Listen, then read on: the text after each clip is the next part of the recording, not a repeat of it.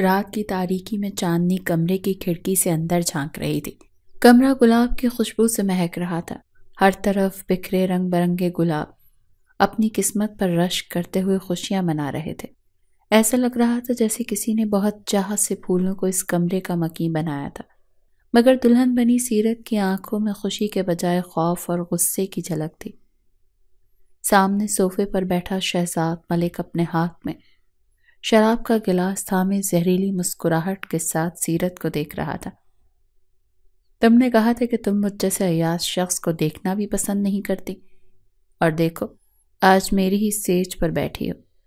یہ کہہ کر شہزاد نے ایک زوردار قہقہا لگا کر گلاب لبوں سے لگا لیا۔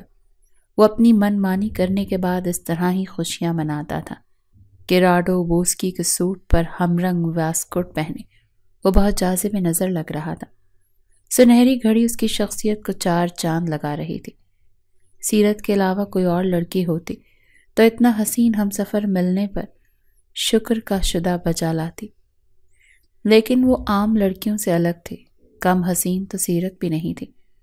اس کی سراہی جیسی خوبصورت گردن ہر زاویے سے دلوں کو تسخیر کر لیتی تھی۔ گہری سیاہ آنکھیں بھی دیکھنے والوں کو لمحوں میں گرویدہ کر لیتی تھی، لیکن اس میں جو سب سے زیادہ جاذب نظر تھا وہ تھا اس کے ہونٹوں کے پاس موجود سیاہ دل، جو اس کے چہرے پر اماوس کے چاند کی مانند چمکتا تھا۔ سیرت کا چہرہ ایک ایسا خواب تھا جہاں ہر خط اور ہر زاویہ ایک نئی کہانی بیان کرتا۔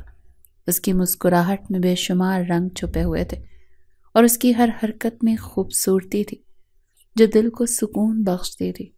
اسی لیے تو شہزاد ملک پہلی نظر میں اس کا دیوانہ ہو گیا تھا۔ اس نے گلاس کو لبوں سے ہٹا کر دلہن بنی سیرت کو دیکھا۔ وہ ایسے بیٹھی تھی جیسے دل میں دبی ہوئی بے شمار خواہشیں اور سوالات اس کے وجود کو دبا رہے ہوں۔ اس کا سرخ اور سنہری لہنگا جو سنہری کڑھائی اور جڑاؤ موتیوں سے مزین تھا، ایسا لگ رہا تھا گویا یہ لباس اسے اس کے درد اور غم کے بوجھ سے مزید باندھ رہا ہو۔ اس کی آنکھوں میں ایک گہرا سناٹا تھا، پلکوں کی نرم سرسراہٹ میں ایک دھندلا سا دکھ چھپا ہوا تھا۔ مہندی کی مہک اور چوڑیوں کی چمک اس کے ہاتھوں میں تھی، مگر وہ چمک نہ خوشی کی تھی اور نہ امید کی۔ وہ چمک بس اس کے دکھ کا ایک دکھاوا بن گئی تھی۔ اس کا دوپٹہ جو نرم سرسراہٹ کے ساتھ اس کے سر پر ٹکا ہوا تھا، ایک نئے رشتے کی علامت بننے کے بجائے ایک بھاری احساس بن چکا تھا۔ وہ اس بوجھ کو کاندھوں سے اتارنا چاہتی تھی، مگر ایسا ممکن نہیں تھا۔ اس کے دل کی گہرائیوں میں ایک خوف چھپا تھا جو اسے اس نئے رشتے میں ڈوبنے سے روک رہا تھا، لیکن ایسا ممکن نہیں تھا کیونکہ وہ اس رشتے میں نہ چاہتے ہوئے بھی ڈوب چکی تھی۔ شہزاد چند منٹوں تک دلہن بنی سیرت کو ٹک ٹکی باندھے محویت سے دیکھتا رہا۔ اب تک اس کی زندگی میں بے شمار عورتیں آئی تھیں، لیکن سیرت جیسی ایک بھی نہیں تھی۔ سیرت بانو، تم شہزاد ملک کی قربت کے انتظار میں اتنا سج سنور کر بیٹھی ہو نا، تھوڑا صبر کرو میری جان، میں ہوش و حواس سے بیگانہ ہو کر تمہارے قریب آنا چاہتا ہوں۔ شہزاد ڈرنک سے لطف اندوز ہونے کے بعد اب سگار سلگا کر بیٹھا تھا۔ اس کی بات سن کر سیرت ناگواری سے اس کی طرف دیکھ رہی تھی۔ ناگواری سے ہی نظریں جھکا لیں۔ وہ بے بس تھی، قید میں تھی اور اپنے خوابوں کے ٹوٹنے کی آوازیں سن رہی تھی۔ میں تم سے نفرت کرتی ہوں۔ تمہاری قربت کی خواہش کرنے سے پہلے میں مرنا پسند کروں گی۔ سیرت نے سر اٹھا کر نفرت سے کہا۔ ان کے کانوں کے جھمکے ایسے جھولنے لگے جیسے اس کی ہاں میں ہاں ملا رہے ہیں۔ شہزاد کی مسکراہٹ فوراً غصے میں بدل گئی اور اس نے میز پر پڑا گلاس اٹھا کر فرش پر دے مارا، جو ٹوٹ کر چکنا چور ہو گیا۔ وہ اپنی جگہ سے اٹھ کر سیرت کے قریب آیا اور جھک کر اس کی آنکھوں میں جھانکا۔ سیرت کی سیاہ آنکھوں میں نمی ستاروں کی مانند جھلملا رہی تھی۔ کہتے ہیں اگر اس دنیا میں کوئی جادو ہے تو وہ لازمی آپ کے من پسند شخص کی آنکھوں میں ہوگا۔ شہزاد کو یہی جادو سیرت کی آنکھوں میں نظر آ رہا تھا، لیکن اس وقت وہ انا کی زنجیروں میں جکڑا ہوا تھا۔ کس نفرت کی بات کر رہی ہو؟ تمہاری نفرت بھی میری مرضی کے بغیر نہیں چل سکتی سیرت بی بی۔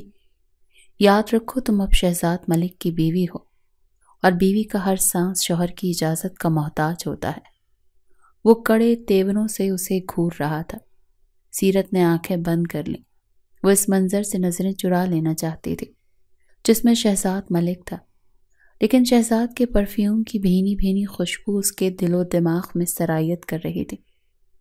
اس کی آنکھوں سے 2 آنسو نکل کر گالوں پر بہہ گئے۔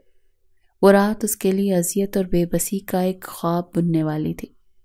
شہزاد ملک اس کی مرضی کے بغیر اس کی قربت سے لطف اٹھا رہا تھا اور وہ اپنے بے مول ہو جانے کا ماتم منا رہی تھی۔ رات قطرہ قطرہ پگھل کر ایک نئی صبح میں تبدیل ہو چکی تھی۔ سیرت گھٹنوں میں سر دیے بیٹھی تھی اور شہزاد ملک خود کو سنوارنے میں مصروف تھا۔ شادی کے بعد لڑکیاں خوش نظر آتی ہیں اور تم سوگوار شکل بنا کر بیٹھی ہو۔ اب تم شہزاد ملک کی بیوی ہی، تمہیں میرے سٹینڈرڈ کے مطابق تیار ہونا پڑے گا۔ جلدی سے تیار ہو کر باہر آ جاؤ، میں ناشتہ لگواتا ہوں۔ سفید کاٹن کے سوٹ پر سنہری کفلنگز لگاتے ہوئے شہزاد نے حکم صادر کیا۔ وہ بہت فریش نظر آ رہا تھا۔ شاید وہ کہیں جا رہا تھا کیونکہ بیڈ کے دوسری طرف اس کا سوٹ کیس پڑا ہوا تھا، جبکہ سیرت ابھی بھی بجھی بجھی سی بیڈ سے پشت سے ٹیک لگا کر بیٹھی تھی۔ وہ کل رات سے ایسے ہی خاموش تھی جیسے گونگی بہری ہو چکی ہے۔ اسے خاموش دیکھ کر کفلنگز لگانے کے بعد شہزاد اس کے قریب آ کر بیٹھ گیا۔ اسے بیٹھتا دیکھ کر سیرت تیزی سے اٹھی، لیکن اگلے ہی لمحے اس کا ہاتھ شہزاد کی گرفت میں آ چکا تھا۔ وہ بچوں کی طرح سر جھکائے اس کے سامنے کھڑی تھی۔ اب کیا تمہیں خوش رکھنے کے ساتھ ساتھ تمہیں تیار کرنے کی ذمہ داری بھی میری ہے؟ اگر ایسا ہے تو چلو اٹھو، میں اپنی جان کو تیار کر دیتا ہوں۔ شہزاد نے شرارت سے کہا تو شرم کے مارے سیرت کے گال سرخ ہو گئے۔ میں جا رہی ہوں تیار ہونے۔ اس نے منمناتے ہوئے اپنا ہاتھ چھڑوانے کی کوشش کی۔ ایسے مجھ سے دور بھاگو گی تو میں مزید قریب آنے کی کوشش کروں گا۔ شہزاد نے جھٹکے سے اسے اپنے اوپر گراتے ہوئے کہا۔ سیرت اس کی گرفت سے نکلنے کے لیے پھڑ پھڑا رہی تھی۔ اچانک شہزاد نے اسے چھوڑ دیا۔ مجھے اب تمہاری کوئی ضرورت نہیں ہے۔ میں نے یہ شادی تمہاری اکڑ توڑنے کے لیے کی تھی جو کہ ٹوٹ چکی ہے۔ اب تم یہاں حویلی میں پڑی سڑتی رہو، میں تمہیں چھوڑ کر جا رہا ہوں۔ اب تم ساری زندگی کسی بھی مرد کے ساتھ رہنے کے لیے ترسو گی، کیونکہ میں تمہیں نہ چھوڑوں گا اور نہ ہی اپناؤں گا۔ میں اس وقت تک واپس نہیں آؤں گا جب تک مجھے واپس نہیں بلاؤ گی، اور میں جانتا ہوں یہ وقت بہت جلد آئے گا، کیونکہ عورت کبھی بھی مرد کی قربت کے بغیر نہیں رہ سکتی۔ شہزاد نے طنزیہ لہجے میں اس کے کردار پر وار کیا۔ اچانک ہی شہزاد کے تیور بدل چکے تھے۔ میں ساری زندگی ایسے ہی رہ لوں گی، لیکن تم جیسے عیاش انسان کو اپنا جسم نوچنے کے لیے کبھی نہیں بلاؤں گی۔ سیرت نے اپنے ڈھلکے ہوئے دوپٹے کو اپنے ارد گرد اچھی طرح لپیٹتے ہوئے نخوت سے کہا۔ شہزاد اپنے خاص ملازم جنید کو ہدایت دے کر ناشتہ کیے بغیر ہی شہر جانے کے لیے نکل چکا تھا، اور سیرت قالین پر گھٹنوں میں سر دیے رو رہی تھی۔ زندگی ہمیشہ سیاہ سفید نہیں ہوتی، بلکہ کبھی کبھار ایک دھندلا سا گرے رنگ ہر منظر کو ڈھانپ لیتا ہے، جہاں نہ محبت مکمل ہوتی ہے نہ نفرت سکون سے جینے دیتی ہے۔ وہ منحوس دن کسی فلم کی مانند سیرت کی نظروں کے سامنے چل رہا تھا جب شہزاد اور اس کا سامنا ہوا تھا۔ گاؤں کا ماحول ہمیشہ کی طرح پرسکون تھا۔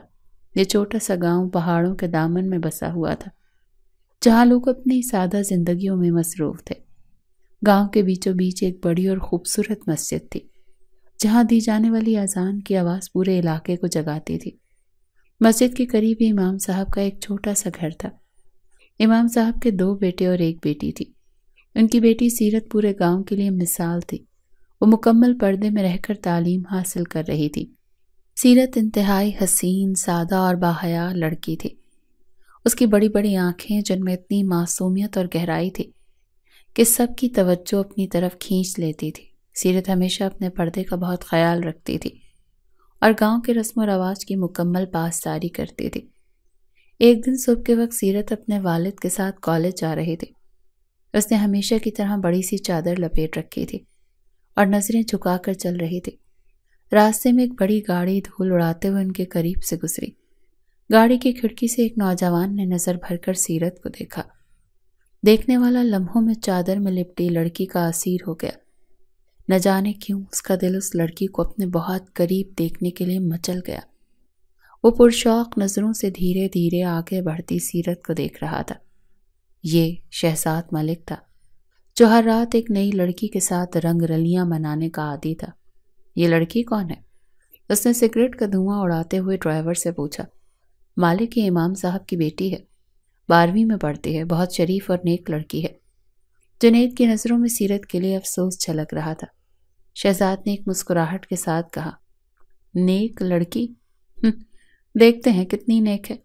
مجھے ویسے بھی کسی نیک لڑکی کو ایکسپلور کرنے کا بہت شوق ہو رہا ہے۔ شہزاد نے لمحہ بلمحہ دور جاتی سیرت کو دیکھ کر کہا۔ اس بار وہ محبت کے نام پر ایڈونچر کرنے کے موڈ میں تھا۔ آج تک بہت ساری لڑکیاں اپنی مرضی سے یعنی پیسوں کے عوض اس کے بستر کی زینت بنی تھی، اور کئی لڑکیاں اس کی زبردستی کی بھینٹ بھی چڑھی تھی، لیکن اس بار وہ محبت کا کھیل کھیلنا چاہتا تھا۔ سیرت، میں تم سے بے انتہا محبت کرتا ہوں، کیا تم مجھ سے شادی کرو گی؟ کالج سے واپسی پر شہزاد اس کا راستہ روک کر کھڑا تھا۔ جنید کچھ دور کھڑا ان دونوں کو دیکھ رہا تھا۔ وہ اپنے صاحب کو روکنا چاہتا تھا، لیکن اس کی اتنی اوقات نہیں تھی کہ وہ اپنے مالک کے سامنے کچھ بول سکے۔ شہزاد کاٹن کے نفیس سوٹ میں ملبوس اپنی مکمل وجاہت کے ساتھ سیرت کے سامنے کھڑا تھا۔ اس کے کاندھوں پر بے پرواہی سے پڑی ہوئی سیاہ چادر اسے اور بھی روبدار بنا رہی تھی، اور اس کی شخصیت کی نفاست کو مزید نمایاں کر رہی تھی۔ اس کی چادر کا ایک سرا کاندھے سے ڈھلکا ہوا تھا اور دوسرے کنارے کو اس نے اپنی انگلیوں میں پکڑ رکھا تھا۔ اس کی آنکھوں میں ایک عجیب سا گہرا تاثر تھا۔ وہ سیرت کو اس انداز سے دیکھ رہا تھا جیسے الفاظ کی ضرورت ہی نہیں تھی، اور وہ اپنی موجودگی سے ہی سب کچھ کہہ دینا چاہتا تھا۔ اس کی کلائی پر بندھی گھڑی اور سلیقے سے پالش کیے ہوئے جوتے ظاہر کرتے تھے کہ اس نے اپنی تیاری میں کوئی کمی نہیں چھوڑی، لیکن اس کے چہرے کی سختی اور آنکھوں کی چمک دل کی گہرائی میں چھپے جذبات کو ظاہر کر رہی تھی۔ سیرت نے ایک نظر اس کی طرف دیکھا، مگر فوراً ہی نظریں جھکا لی۔ میرا راستہ چھوڑ دیں اور آئندہ میرے سامنے آنے کی جرات بھی مت کیجیے گا۔ میں ان لڑکیوں میں سے نہیں ہوں جو آپ کا اسٹیٹس دیکھ کر مروب ہو جاتی ہیں۔ مجھ تک آنے کی ہر کوشش ناکام ہوگی، اسی لیے اپنے ساتھ ساتھ میرا بھی وقت ضائع مت کریں۔ سیرت قطعیت سے کہتی اپنی چادر سنبھال کر آگے بڑھ گئی۔ شہزاد اس کا انکار سن کر پاگل ہو گیا۔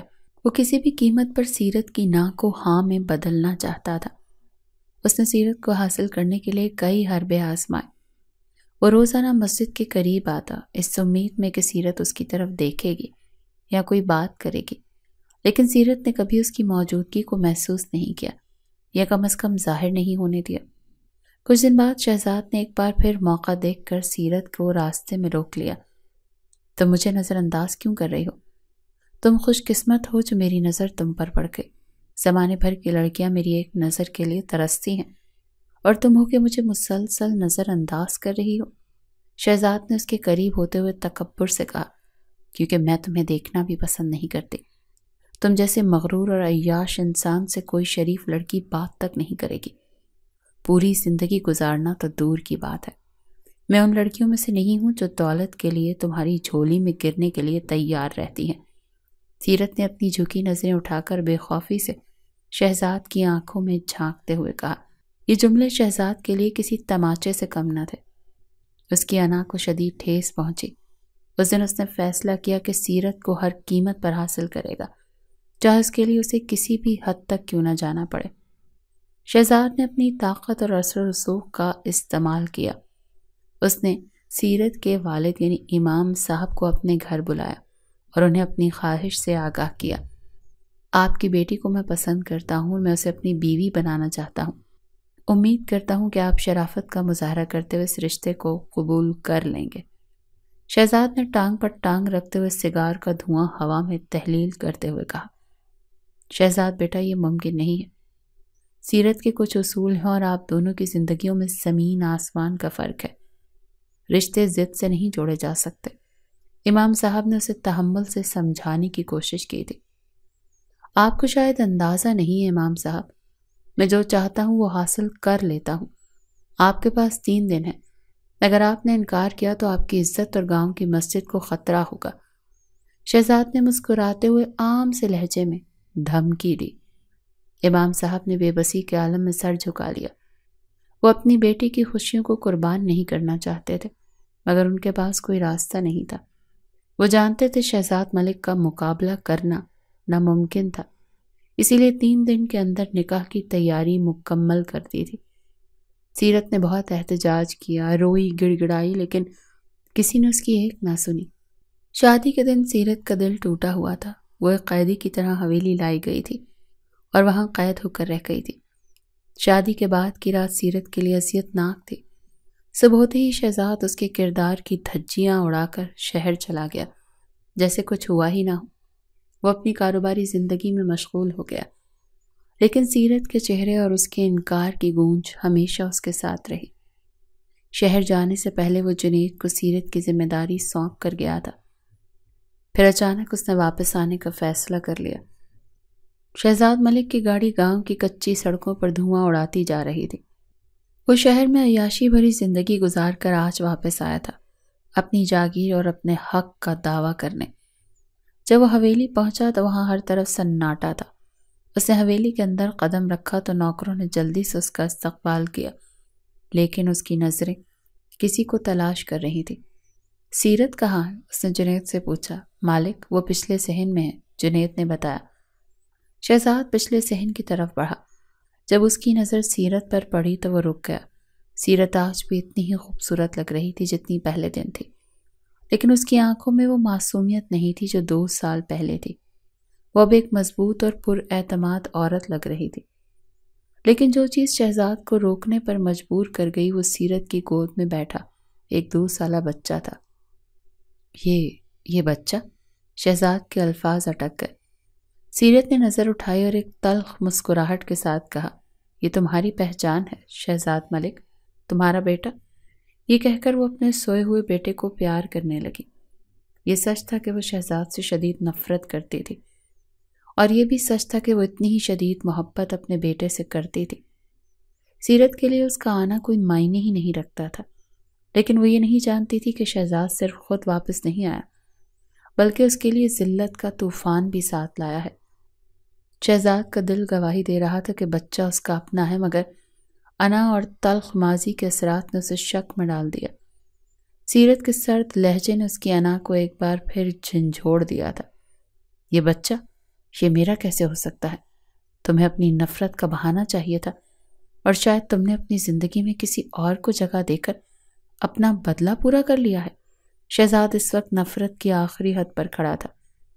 سیرت کے چہرے پر ایک لمحے کے لیے حیرت اور تکلیف کا سایہ لہرایا، لیکن وہ فوراً خود پر قابو پا گئی۔ وہ اس شخص کے سامنے کمزور نہیں پڑنا چاہتی تھی۔ شہزاد ملک، تم نے مجھے اپنی طاقت کے بلبوتے پر قید کیا، میرے جسم پر قبضہ کیا، میری زندگی برباد کی، اور جب میں اب اس بچے کو اپنی زندگی کا سہارا بنا چکی ہوں تو تم مجھے بد کردار کہہ رہے ہو؟ وہ دھیمے مگر مضبوط لہجے میں بولی۔ میں جاننا چاہتا ہوں کہ یہ بچہ میرا ہے یا نہیں۔ سچ بولنے میں عار محسوس نہ کرنا سیرت۔ وہ اب بھی اپنی بات پر اڑا ہوا تھا۔ بہت ضبط کرنے کے باوجود بھی سیرت کی آنکھوں میں آنسو آ گئے۔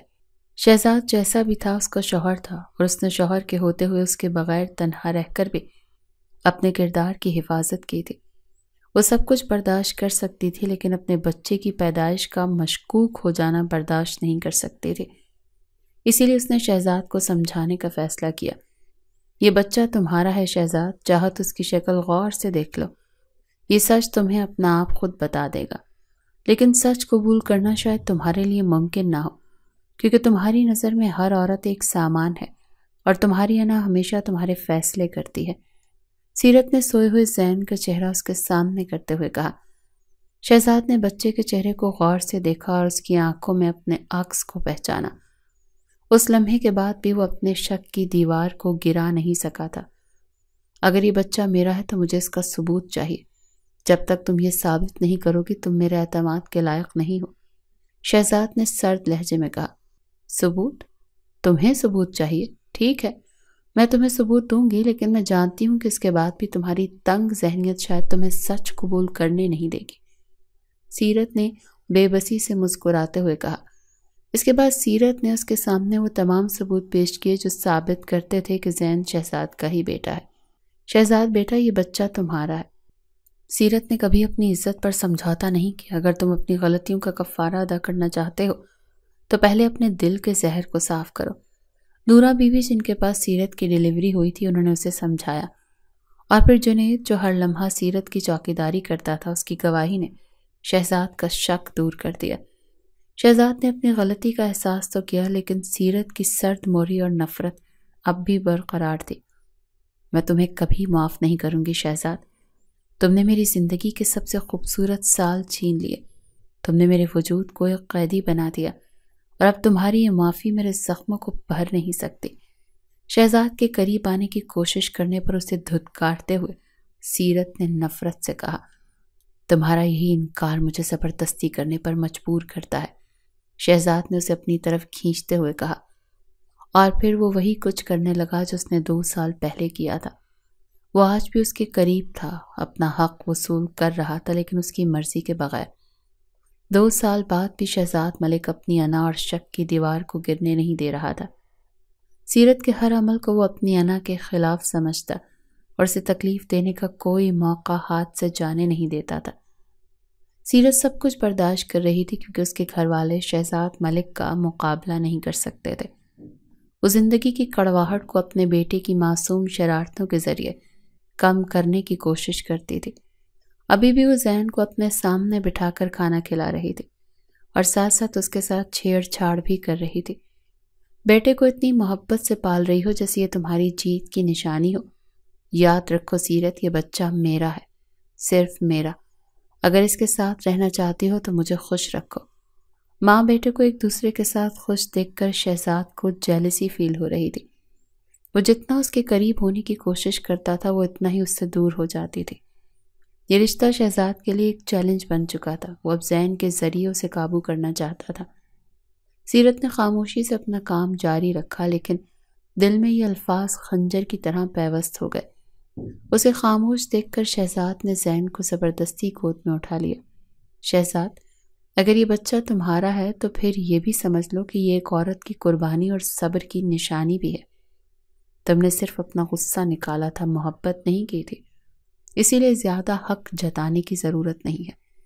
سیرت نے اس کی آنکھوں میں جھانک کر مضبوط لہجے میں کہا۔ شہزاد غصے سے بھڑک اٹھا۔ سیرت کا نفرت بھرا لہجہ اسے آگ لگانے کے لیے کافی ہوتا تھا۔ تمہیں ہمیشہ زبان چلانے کی عادت ہے۔ اس حویلی میں صرف میری مرضی چلے گی اور تمہیں یہ یاد رکھنا ہوگا۔ یہ کہہ کر وہ زین کو لے کر چلا گیا تھا۔ شہزاد نے سیرت پر اپنی برتری جتانے کے لیے ہر ممکن طریقہ اپنایا۔ کبھی کھانے کے دوران اس کے بنائے کھانے پر اعتراض کرتا، کبھی نوکروں کے سامنے اسے ذلیل کرتا، اور یہاں تک کہ اس کی کردار کشی کرنے سے بھی گریز نہیں کرتا تھا۔ ایک امام کی بیٹی ہو، لیکن تم نے ثابت کر دیا کہ عورت کو موقع ملے تو وہ اپنی حدود بھول جاتی ہے۔ میں مانتا ہوں کہ یہ میرا بیٹا ہے، لیکن یہ نہیں مانتا جیسا تمہیں چھوڑ کر گیا تھا تم ویسی ہی ہو۔ وہ ہر بار یہ طنز کرتا تھا۔ سیرت نے ہر طنز، ہر ظلم، ہر تلخ جملے کو صبر کے ساتھ سہنے کا فیصلہ کیا۔ میں تمہیں معاف نہیں کر سکتی، میں تمہاری نفرت کے آگے جھکوں گی بھی نہیں، وہ خود سے کہتی۔ سیرت نے اپنی توجہ اپنے بیٹے کی پرورش پر مرکوز کر دی۔ وہ چاہتی تھی کہ اس کا بیٹا شہزاد کی طرح نہ بنے، بلکہ ایک نیک اور ذمہ دار انسان بنے، لیکن اس کی زندگی میں آزمائشیاں بھی ختم نہیں ہوئی تھی۔ شہزاد کا ایک دوست کامران کسی کاروباری سلسلے میں حویلی آیا تو سیرت کی خوبصورتی کو دیکھ کر دنگ رہ گیا۔ شہزاد کی زبانی وہ ان دونوں کے رشتے کے بارے میں سب کچھ جانتا تھا۔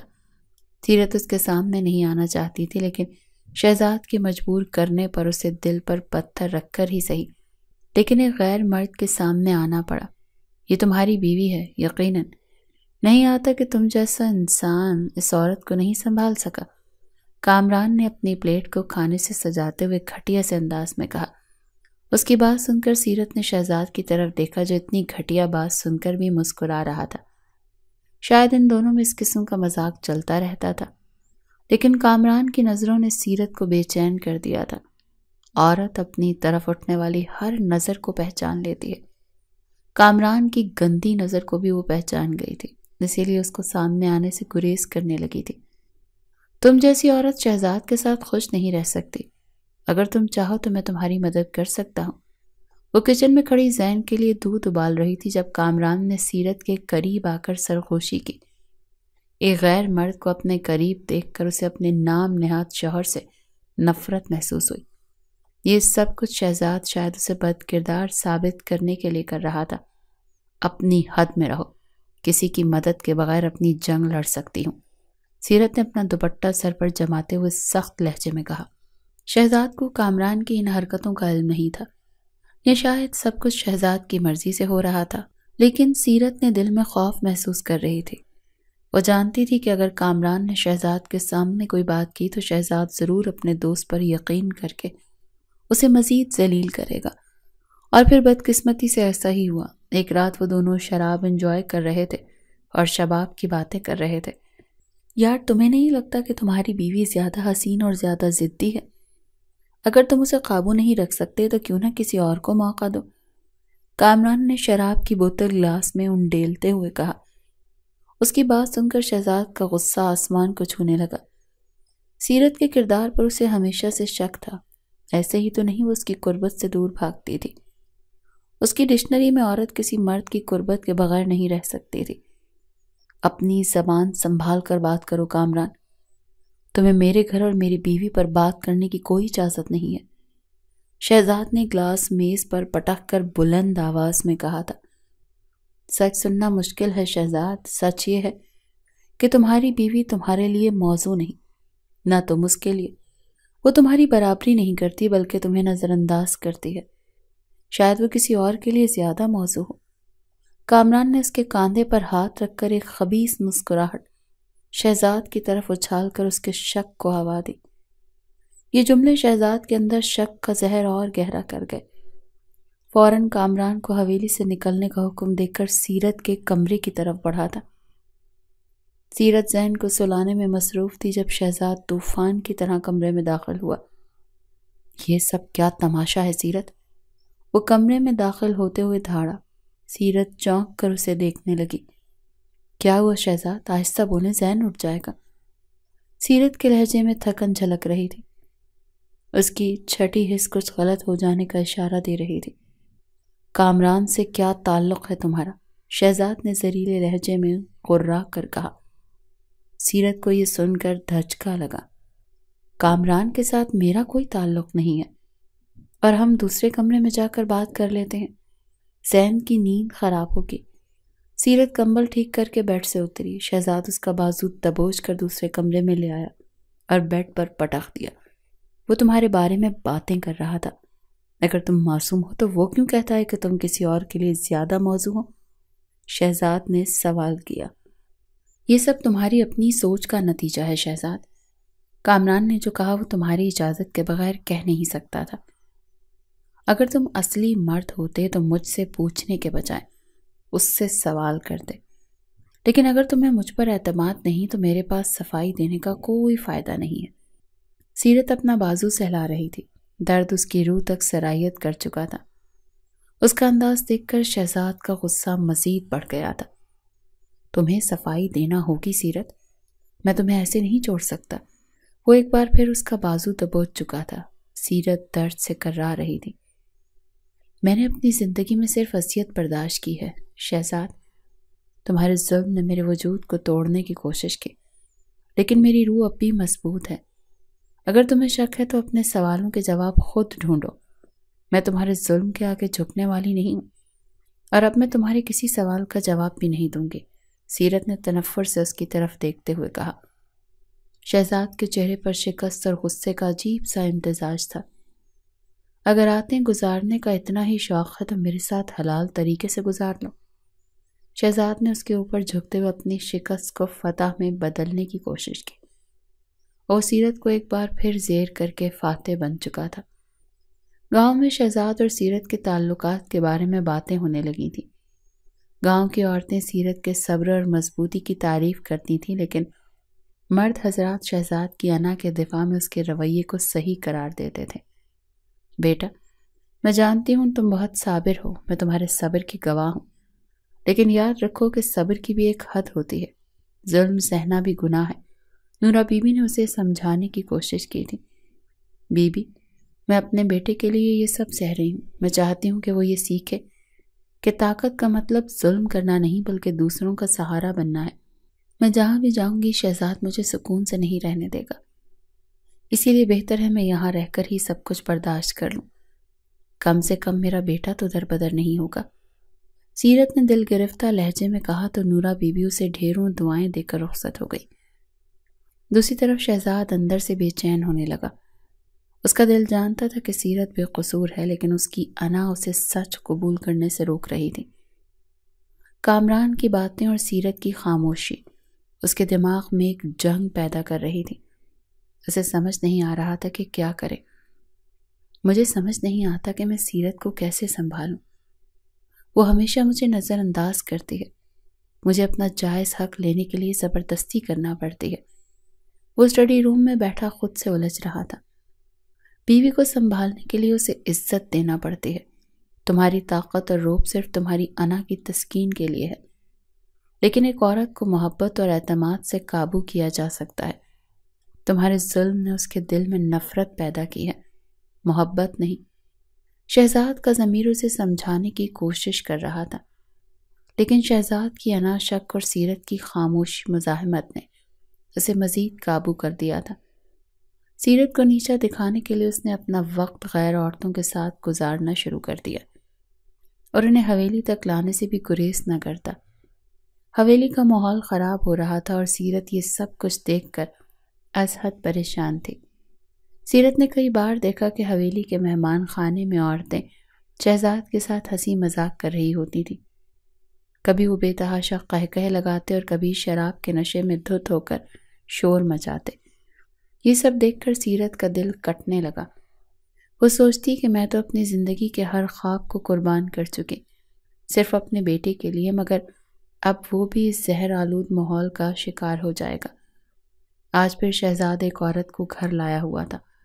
سیرت نے دروازے کی اوٹ سے دیکھا، وہ عورت بے حد شوخ اور واہیات لباس میں ملبوس تھی اور اس کے قہقہے پورے کمرے میں گونج رہے تھے، اور شہزاد اس کے گلے میں باہیں ڈال کر بیٹھا تھا۔ سیرت نے گہری سانس لی اور دل میں فیصلہ کیا، اب وقت آ گیا ہے کہ میں کچھ کروں۔ میرا بیٹا اس گندگی میں نہیں پل سکتا۔ وہ بغیر آہٹ کیے اپنے کمرے میں آ گئی۔ رات کے وقت سیرت اپنے بیٹے کے پاس بیٹھی اسے دیکھ رہی تھی۔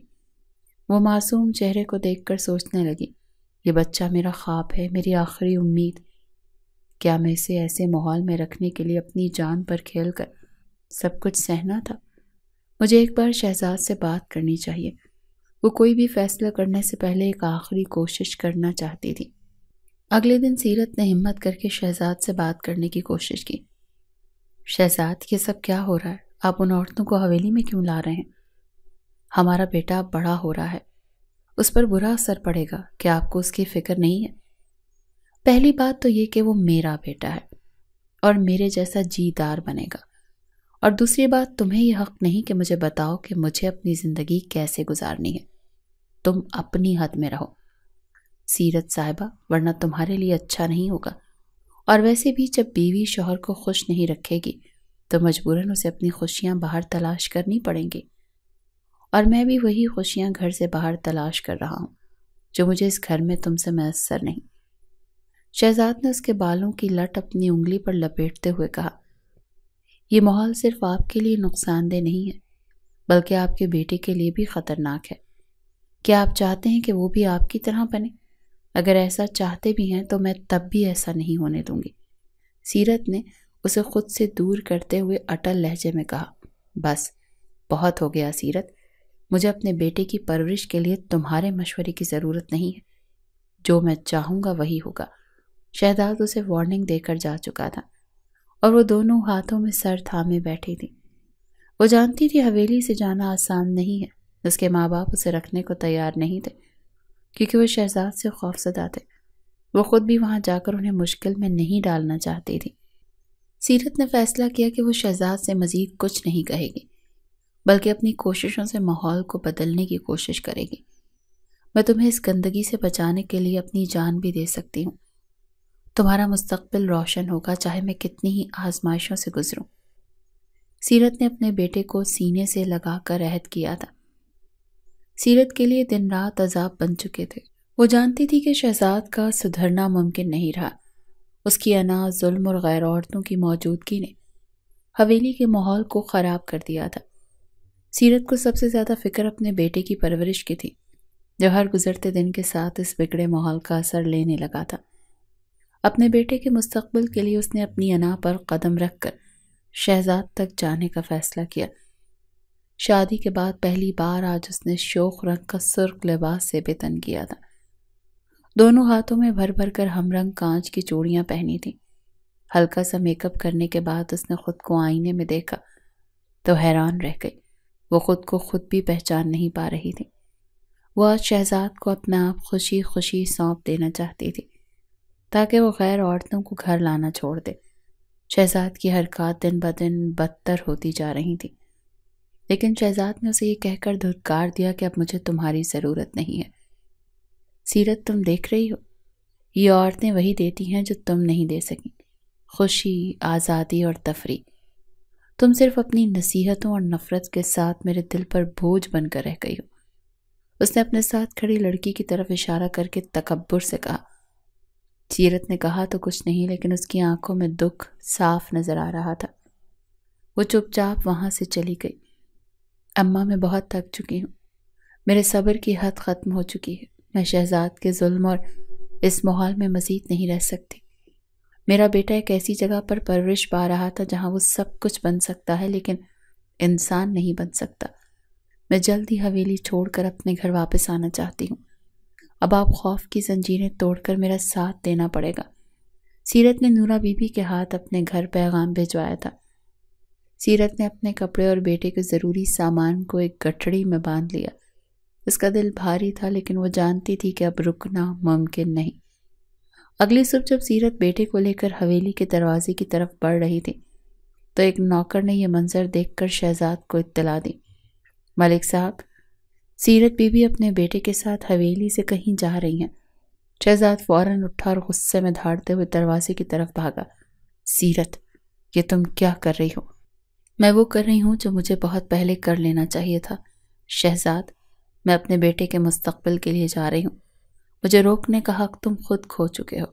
سیرت نے پلٹ کر سرد لہجے میں کہا۔ تمہیں لگتا ہے کہ تم میرے بغیر زندہ رہ لو گی؟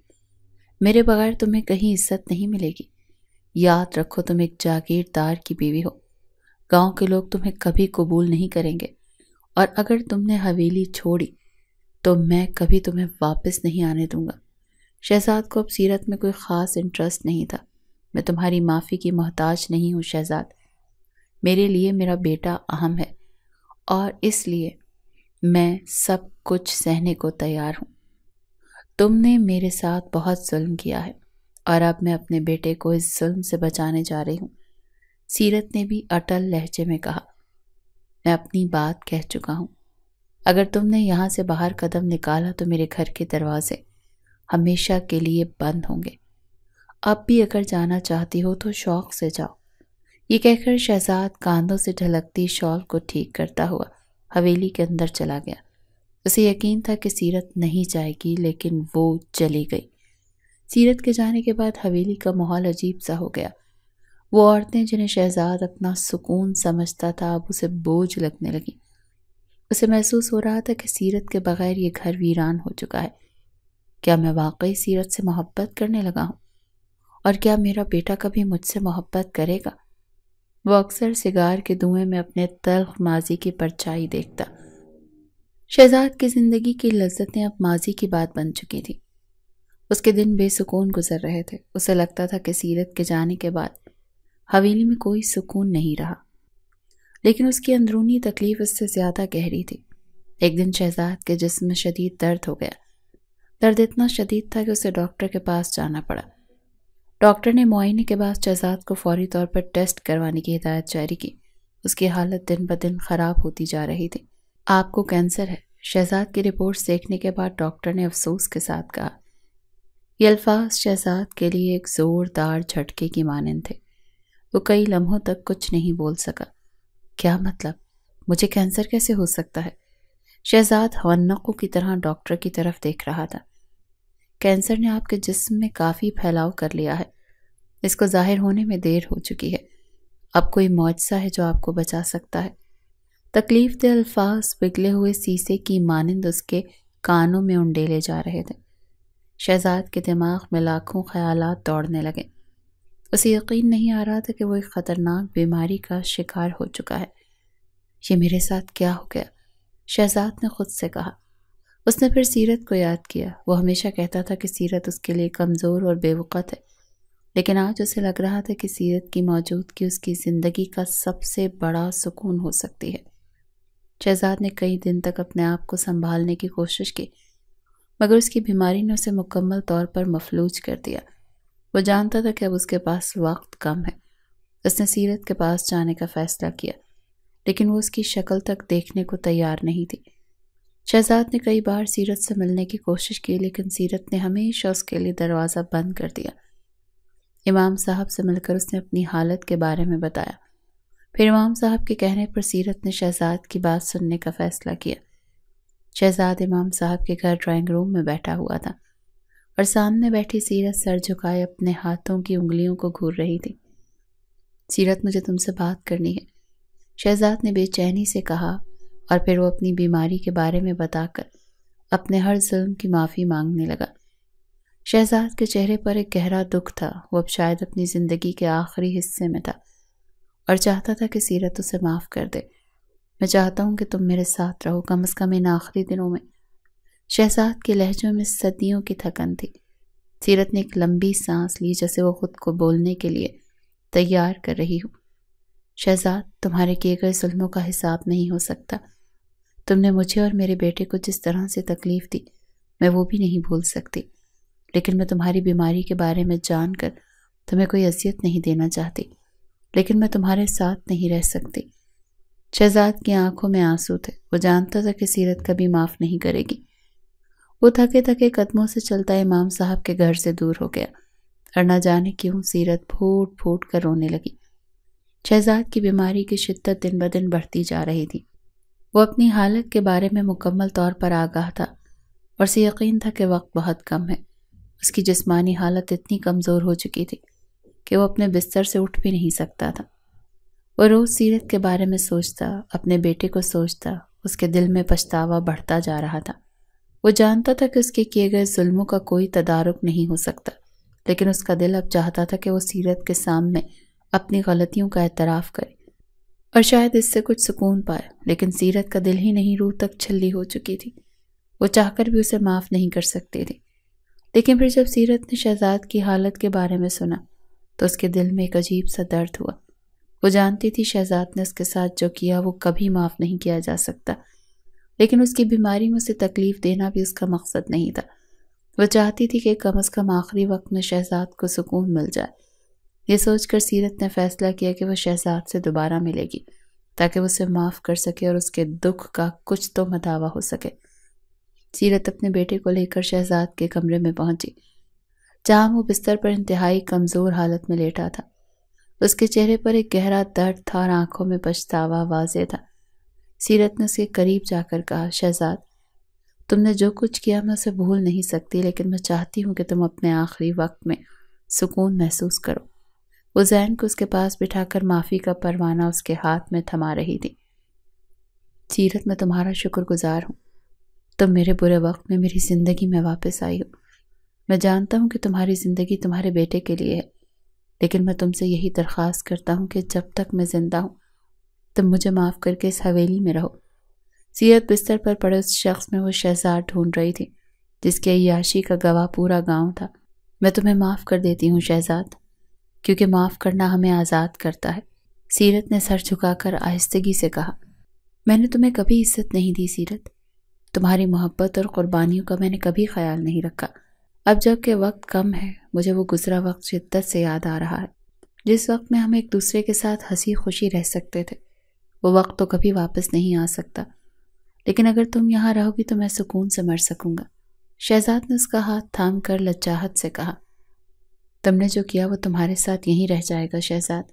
میں یہاں رہنے کے لیے تیار ہوں تاکہ تمہاری آخری زندگی کا کچھ حصہ سکون سے گزرے۔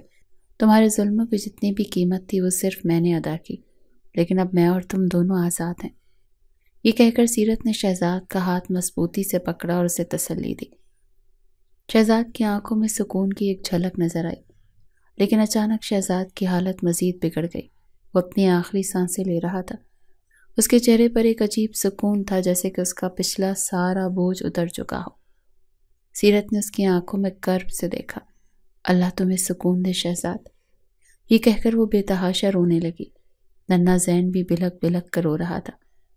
اس کے بعد شہزاد کی زندگی کا یہ سفر ختم ہو گیا۔ شہزاد کے جانے کے بعد سیرت اپنے بیٹے کے ساتھ ایک نئی زندگی کی طرف بڑھنے لگی۔ سیرت نے اپنی زندگی کے نئے باب کا آغاز کیا۔ شہزاد کی وفات کے بعد اس نے اپنے دل میں کسی قسم کا غصہ یا نفرت نہیں رکھا۔ وہ جانتی تھی کہ معافی اور محبت ہی انسان کو اندر سے مضبوط بناتی ہے۔